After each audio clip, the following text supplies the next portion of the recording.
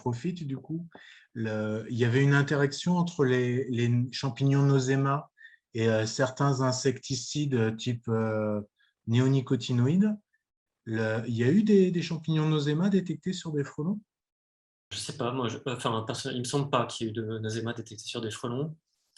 Il y a certains pathogènes qui doivent, je pense, se transmettre, mais Nosema, non, Bah, tant mieux, hein. j'ai pas fait attention à ça, en tout cas, si c'est sorti. Mais c'est vrai qu'il y a beaucoup de publications qui sortent sur les frelons, donc, sur le frelon asiatique notamment, et sur tous ces pathogènes. Après, voilà, ça ne veut pas dire qu'ils ont un impact. Et au niveau agressivité, en Asie, ils ont 4 classes. Ils ont les super méchants comme le Mandarinia. On a le Velutina qui était un petit peu plus sympa, mais qui pouvait courser 50 à 100 mètres. Et le Crabreau, c'était un classe 2, il t'embête 10, 20, 30 mètres. L'Orientalis, il est plutôt classe 2, classe 3. Bon, il a l'air d'être classe 1. Ouais, merci. Comme ça, après, voilà, j'ai côtoyé que 2 nids jusqu'à présent, mais ils étaient vraiment particulièrement cool. Et vraiment, ils sont venus voir un petit peu ce qu'on faisait, parce qu'on est resté quand même longtemps devant les nids à les attraper, à les déranger. En général, les frelons, ça n'aime pas ça. Chez l'asiatique, et en général, ils venaient nous voir après 1 heure et demie. Ils venaient nous voir, ça voulait dire qu'il fallait qu'on fasse une pause quand on était devant les nids pour faire le régime alimentaire. Là, on a passé l'après-midi devant le nid. Ils sont venus nous voir peut-être 4 heures après. Donc, ils sont vraiment tranquilles. Après, voilà, les colonies sont vraiment petites aussi. Tu avais mangé quel miel pour les amadouer? Et j'avais pas mangé de miel. On était à l'hôtel, il y avait des lunes de miel. Voilà, merci Quentin pour cette bonne intervention.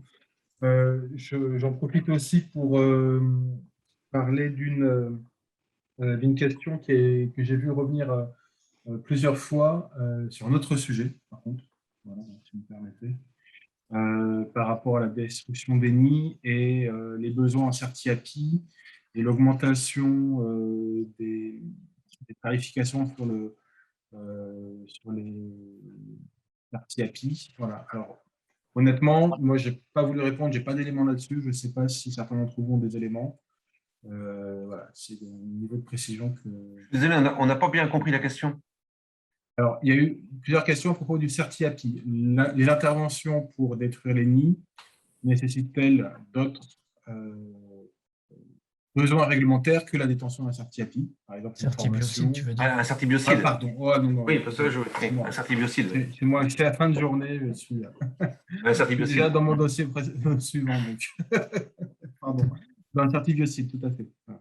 Et donc, il y avait la question, est-ce qu'il faut d'autres formations, par exemple, pour être destructeur de nids et en particulier, quelqu'un qui relevait le prix qui avait augmenté dans le cadre de la formation certibiocide, et à savoir, la question était de demander pourquoi. Alors, sur la certification, de fait, pour utiliser un produit biocide, il faut être titulaire du certibiocide. Donc ça, dès qu'on va utiliser une pyrète naturelle ou une pyrète chimique, ça, il n'y a pas à faire. Dès qu'on va utiliser une substance, pour être clair, dès qu'on va utiliser une substance pour le certibiocide. Maintenant, si on utilise autre chose… Mais faut-il plus que cela pour détruire un… Réglementairement, oui. Maintenant, rien n'empêche une lutte collective je crois que c'est fait dans certains départements, de dire qu'il nous faut une formation spécifique pour entrer dans le dispositif. Mais ça, c'est réglementairement, ça s'arrête au certibiocide. Maintenant, il peut y avoir localement, pour adhérer, comme nous, on a mis, par exemple, dans le cadre de Manche, on a fait un cahier des charges, on a aussi l'obligation de participer aux journées techniques, mais ce n'est pas des formations payantes, elles sont gratuites, elles sont, voilà. Mais rien n'empêcherait. Avec seulement le certi-biocide, on peut se faire valoir comme destructeur de nids. Oui, voilà. Après, il faut répondre à un cahier des charges. C'est pas une question de… Certi-biocide, et puis il faut immatriculer une société, enfin une oui, micro-entreprise suffit, et il faut une assurance Security RC Pro, et puis c'est suffisant. Il faut être une entreprise. Logiquement, le certibiocide ne peut être décerné qu'à quelqu'un qui est titulaire d'un SIRET concerné par la destruction et la désactivation. Il y a eu des largeurs pour les apiculteurs, voilà, mais logiquement, c'est un certificat professionnel réservé aux professionnels. Donc, le certibiocide, le fait que, ne serait-ce que de l'avoir, garantit d'avoir affaire à un professionnel, logiquement. Et pour le financement, pensez aux OPCA. C'est-à-dire qu'à partir du moment où on a une formation professionnelle, nous cotisons de plein de façons avec toutes les taxes qu'on a. Il faut faire un dossier préalable auprès de son OPCA. Donc, ça demande 1 mois au préalable de faire un dossier, mais ça permet d'avoir des droits et des formations prises en charge. Donc, ça vaut le coup d'anticiper. Certibiocide était éligible au CPF. C'est ce que j'allais dire. Il y a même plus simple. À partir du moment où on est salarié et qu'on a accumulé des droits sur mon compte formation, on peut trouver des formations certibiocides qui sont éligibles. C'est le cas à la Fredon Rhône-Alpes. Logiquement, tous les centres de formation, je pense que oui. Prendre le CPF. C'est pris en charge du coup à 100%, en fonction du solde qu'on a accumulé. Mais, voilà. Et on a tous en général des soldes bien remplis. En général. Bon, j'ai repris un petit peu, voilà, c'était celle que j'avais vu revenir et pour laquelle il fallait quand même une réponse. Il y a Hugues Mouret qui avait quand même mis un commentaire intéressant, je trouvais. Ouais. Mais je vais peut-être le relire, mais qui parlait de problèmes. Est-ce que le problème n'est pas beaucoup plus global? Et le problème des espèces invasives, c'est souvent lié à la dégradation de l'environnement. Le problème des frelons qui se concentrent sur les ruches, que ce soit l'européen ou l'asiatique, c'est aussi lié à la disponibilité en autres espèces d'insectes.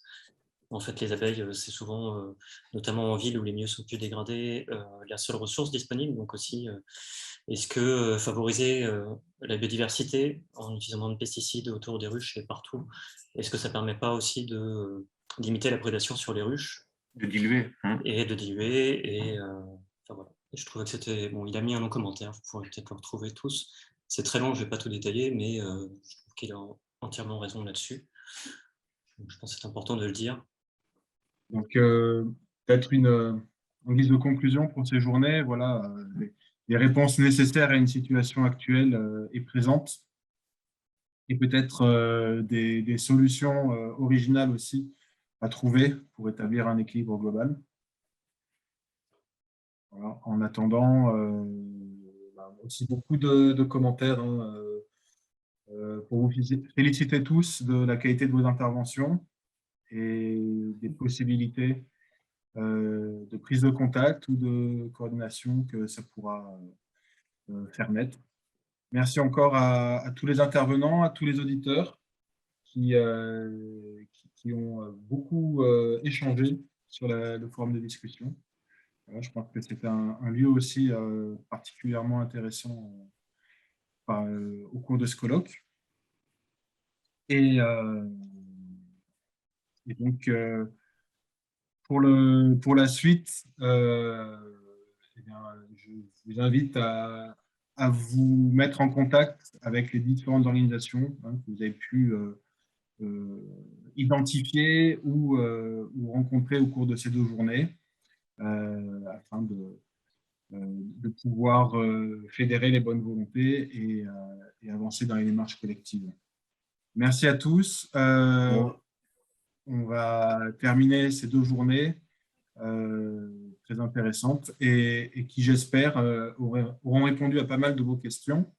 Pour rappel, n'hésitez pas aussi à vous tenir informés auprès de nos réseaux sociaux pour la diffusion et la valorisation en fait, de ces interventions et de ce contenu qui sera faite après qu'on ait pu faire le montage des vidéos et les mises en page des documents qui vont être produits. Voilà. On reste à l'Institut de l'abeille, à votre écoute pour toute information complémentaire ou mise en relation. Merci beaucoup. Bien, merci à tous. Merci beaucoup. Eh bien, merci et bonne beaucoup. fin de journée. Bonne à fin de très journée. bientôt. Au revoir. Au revoir.